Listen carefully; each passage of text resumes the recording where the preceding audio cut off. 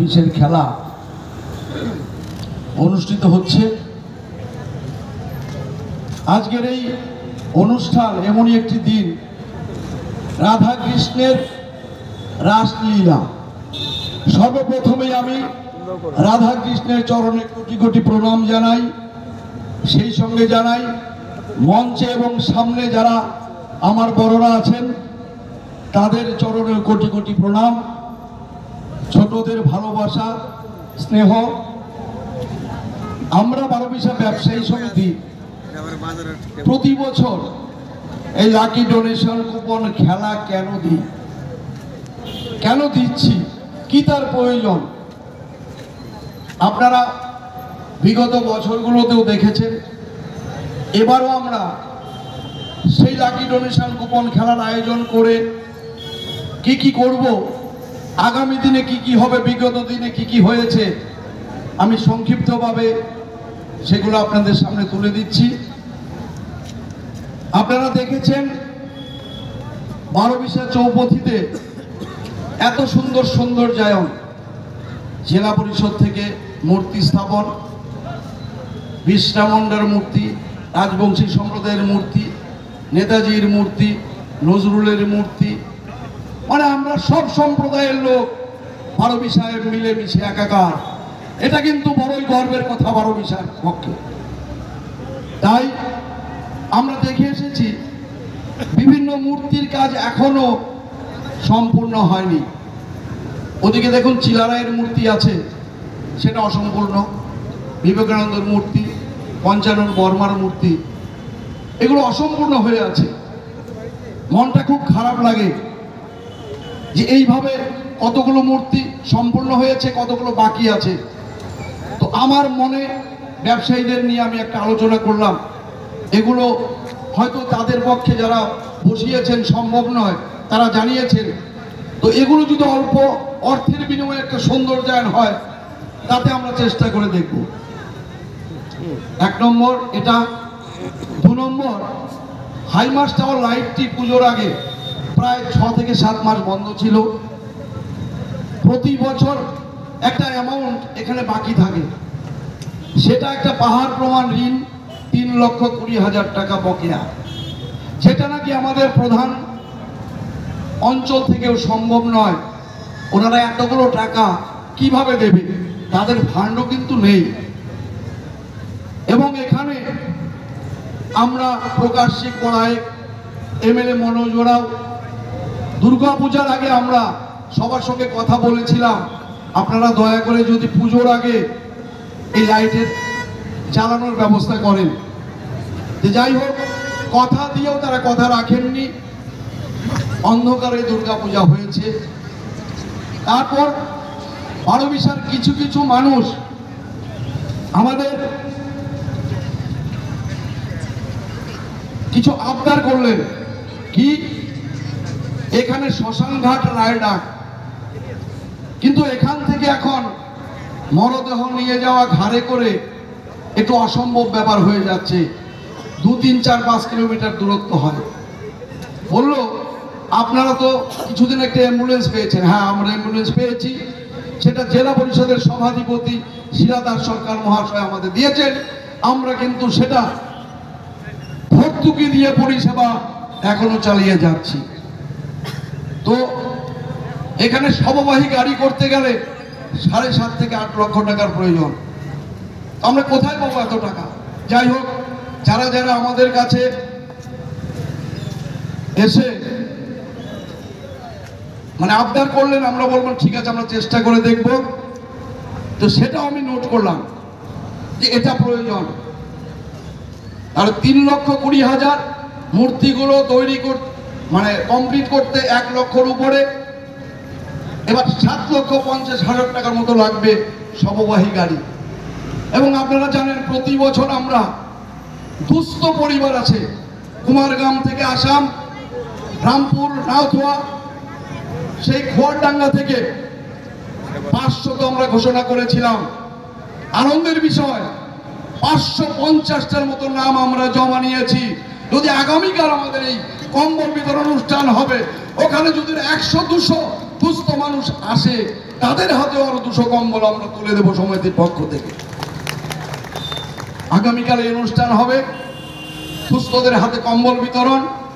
এখানে বিডিও সাহেব, প্রধান, আমাদের এক্স সভাধিপতি এবং বিশিষ্ট ব্যক্তিরা সবাই এখানে থাকবেন সকাল 10টায়। তো যাই হোক, এবার এতগুলো টাকা কালেকশন করে এই জিনিসগুলো করতে গেলে 12 লক্ষ টাকার উপরে লাগে। আমরা কমিটিতে আলোচনা করলাম এবং আমার মাথা থেকে একটা এলো যে বারোবিশা এমন একটা জায়গা, এমন একটি প্ল্যাটফর্ম যেখানে নাকি কংগ্রেস, তৃণমূল, বিজেপি, সিপিএম সমস্ত রাজনৈতিক দল থেকে শুরু করে ক্লাব সংগঠন, বিশিষ্ট ব্যক্তিবর্গ, জনসাধারণ, ব্যবসায়ী বন্ধু আমাদের টেবিলে ডাকলে পরে ব্যবসায়ী সমিতির ডাকে সাড়া দিয়ে একই টেবিলে বসে এই যে বারোবিশা ব্যবসায়ী সমিতি একের পর এক উন্নয়ন করে যাচ্ছে, আমরা কিন্তু কিছুই না।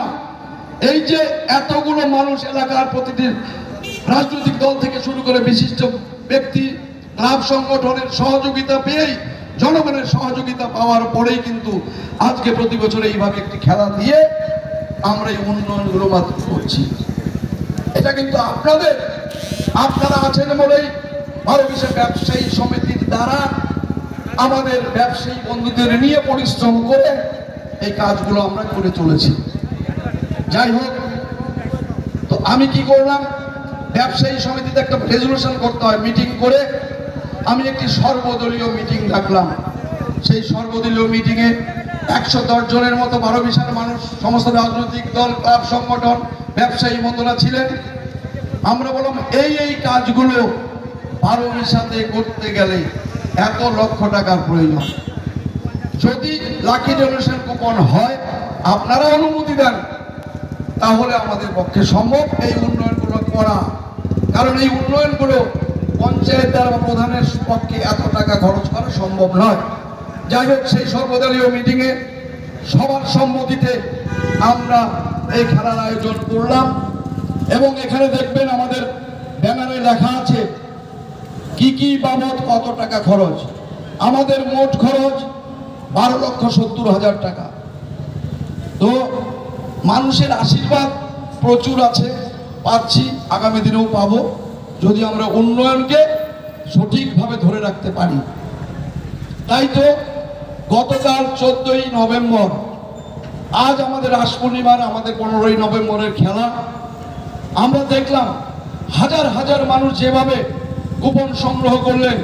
গতকাল রাত 1টার মধ্যে 1:30 মিনিটে আমাদের সমস্ত কুপন নিঃশেষ হয়ে গেল।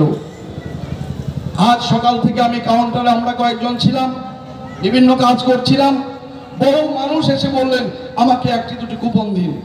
আমরা বললাম দুঃখিত, গতকাল আমাদের সব কুপন শেষ হয়ে গেছে। তখন তারা বললেন প্রতি বছর কাটি আমি এলাম দূরে থেকে, কুপন পেলাম না। আমরা বললাম দাদা মনে কিছু নেবেন না, আগামী বছর আবার পাবেন। যাই হোক, আজও বহু মানুষ তারা কুপন না পেয়ে চলে গেছেন। তো আমরা এইভাবে বারোবিশার প্রতিটি মানুষের সহযোগিতা নিয়ে এই উন্নয়নগুলো আমরা করতে চাচ্ছি। আপনারা সহযোগিতা করছেন, সেটার জন্যই আমাদের সম্ভব। আমাদের এখানে ফায়ার ব্রিগেড, বারোবিশা ব্যবসায়ী সমিতির দেওয়া জমি, থানার জমি, ব্যবসায়ী সমিতি, বাস স্ট্যান্ড, সেটা যৌথভাবে পঞ্চায়েতের সঙ্গে যৌথভাবে আমরা করেছি। হাই মাস টাওয়ার, এটা এমএলএ দিয়েছিলেন এবং এই হাই মাস টাওয়ারের বিল প্রায় 10-12 লক্ষ টাকা ব্যবসায়ী সমিতি বহন করেছে। তারপর এই যে শৌচালয় দেখছেন, এই শৌচালয়ে বসার ব্যবস্থা, বিশ্রামের ব্যবস্থা আছে এবং অল্প টাকায় বাইরে থেকে যারা আসবেন রাতে থাকার ব্যবস্থা আমরা করেছি। যখন জওহর নবোদয় বিদ্যালয় হলো, সে সময় আমরা 5 লক্ষ টাকা জমি ক্রয়ের জন্য দিয়েছি। বাকি টাকা এই কুপন খেলা খেলে ওখানে প্রায় 50 লক্ষ টাকা বারোবিশার মানুষের সহযোগিতায় ওই নবোদয় বিদ্যালয়ে জমি দেওয়া হয়েছে। আমরা বারোবিশা ব্যবসায়ী সমিতি একটি দুঃখের সঙ্গে জানাই, এই 4 লেন রাস্তা যখন হলো তখন কিন্তু 300-র অধিক ব্যবসায়ী ক্ষতিগ্রস্ত হলেন। দোকান নিয়ে আমরা বাড়ি চলে গেলাম। কেউ কেউ টোটো চালাচ্ছে, কেউ ব্যবসা ছেড়ে দিয়েছে। কিন্তু আমরা দুঃখের সঙ্গে জানাই, বারোবিশা জেলা পরিষদের হাট, এখানে প্রচুর জায়গা নোংরা আবর্জনা হয়ে পড়ে আছে। আমরা বারবার আবেদন করি, এই যারা উদ্বাস্তু আমরা হয়েছি ব্যবসায়ী, তাদের জন্য যদি এখানে মার্কেট কমপ্লেক্স করে আমাদের দেওয়া হয় তাহলে আমরা উপকৃত হতাম। যাই হোক, জানি না, হয়তো আমাদের আবেদন আগামী দিনে তারা শুনবেন এবং এটা কার্যকরী হবে। এইভাবে আমরা প্রতিটি কাজ আমরা করে এসেছি। কলেজ, এই কলেজের জন্য 18 বিঘা জমি ব্যবসায়ী সমিতি থেকে শুরু করে বারোবিশা প্রতিটি মানুষের অর্থ দিয়ে 18 বিঘা জমি এখানে রাখা আছে। আমরা চাই, আমরা বারোবিশা এখন যত জনসংখ্যা আছে, হাজার হাজার ছাত্র ছাত্রী বাইরে পড়াশোনা করছে, তবে কলেজটা কেন হচ্ছে না? থানাটা কেন হচ্ছে না? হাসপাতালটা কেন হচ্ছে না? কিছুদিন আগে আমাদের একজন ব্যবসায়ী রাত 2টার সময় হঠাৎ স্ট্রোক হয়ে মারা যায়। তাকে ট্রিটমেন্ট করার 10 মিনিট সময় পাইনি। হাসপাতালে নিয়ে গেলে সেই ব্যবসায়ী বন্ধু হয়তো বেঁচে যেত। যাই হোক, আমরা বহুবার মাননীয় মুখ্যমন্ত্রীর কাছে গিয়েছি, আমরা আবেদন করেছি। আমাদের মাস্টার মশাই রাজেন্দ্রনাথ দাস মহাশয়, উনি আজ আমাদের মাঝে নেই। ওনার প্রচেষ্টায় এই কলেজের জমি থেকে শুরু করে বারবার মুখ্যমন্ত্রীর কাছে আবেদন কলেজের জন্য। উনি চলে গেলেন, ওনার স্বপ্ন ছিল। আমরা বলেছি, মাস্টারমশাই আপনি সুস্থ হয়ে বাড়ি চলুন, কলেজ হবে। বলে না, আমি আর এবার ফিরবো না, তোমরা আমার স্বপ্নটা পূরণ করো। বারোবিশার মানুষের কাছে আমাদের আবেদন, মঞ্চে যারা আছেন, বারোবিশায় জমি আছে, থানার জমি আছে, কলেজের জমি আছে, প্রচুর জমি এই এলাকার মানুষ রেখেছে।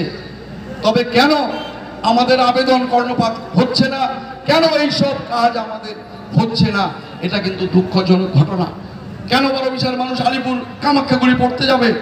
তারা এখানকার ছেলে মেয়ে এখানেই পড়াশোনা করবে।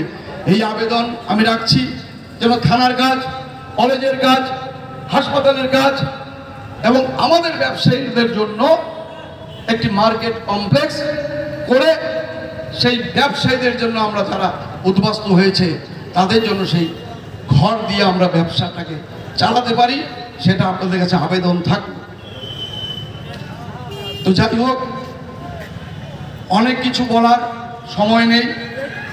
তো আগামী বছর আমরা ঘোষণা করছি, এটা আমাদের আশা, যদি আপনারা সবাই আমাদের আশা, আপনাদের আশাটাকে পূরণ করেন, আমরা নিশ্চয়ই আগামী বছর চেষ্টা করব সেই পরিকল্পনাটাকে কাজে লাগাতে। আপনারা জানেন, রায়ডাক যে শ্মশান ঘাটটি আছে, সেটা কিন্তু অবস্থা খুব খারাপ। আগামী বছর ওই শ্মশান ঘাটে 20 থেকে 25 লক্ষ টাকা খরচ করে আধুনিক মানের ওখানে আলোর ব্যবস্থা, জলের ব্যবস্থা, বিভিন্ন রকম বসার ব্যবস্থা করে, ঘেরাও দিয়ে গেট ফেট করে বিভিন্ন জায়গায় দেখবেন সুন্দর শ্মশান ঘাট তৈরি হয়। সেটা যেন আমরা করতে পারি, এই আশা আমাদের আছে। আপনারা থাকলে আমরা সফল হতে পারবো। যাই হোক, সময় অনেক, সময় মতো আমাদের খেলা হবে। আমাদের 60,000 কুপন ছিল এবং 29শে অক্টোবর খেলার শুভ সূচনা হয়। তার মাঝে দুটি ফ্রি কুপন এবং আজ মূল কুপনের খেলা। তো আপনারা সবাই ধৈর্য ধরে আছেন, বসবেন। আমাদের মাঝে যারা আছেন তারাও মূল্যবান বক্তব্য আপনাদের কাছে তুলে ধরবেন। আমি আর কিছু না বলে সব